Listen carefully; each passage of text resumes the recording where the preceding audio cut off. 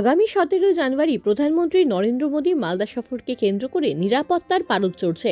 বৃহস্পতিবার দুপুরে পুরাতন মালদা থানার শাহাপুর বাইপাস সংলগ্ন সভাস্থলে বায়ুসেনার হেলিকপ্টারের একটি সফল মহড়া অনুষ্ঠিত হলো। প্রশাসনিক সূত্রে খবর, প্রধানমন্ত্রীর নিরাপত্তা ব্যবস্থা ও হেলিপ্যাডের কার্যকারিতা যাচাই করতে এই বিশেষ মহড়া চালানো হয়েছে। এদিন দুপুর 2টো নাগাদ বায়ুসেনার হেলিকপ্টারটি শাহাপুরের নবনির্মিত হেলিপ্যাডে অবতরণ করে এবং কিছুক্ষণ পর পুনরায় উড্ডয়ন করে।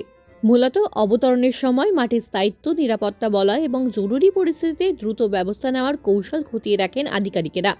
প্রধানমন্ত্রীর এই সফরকে কেন্দ্র করে গোটা মালদা জেলা এখন নিরাপত্তার চাদরে ঢাকা। শাহাপুর বাইপাস ও সংলগ্ন এলাকায় মোতায়েন করা হয়েছে বিশাল পুলিশ বাহিনী ও আধা সামরিক জওয়ান।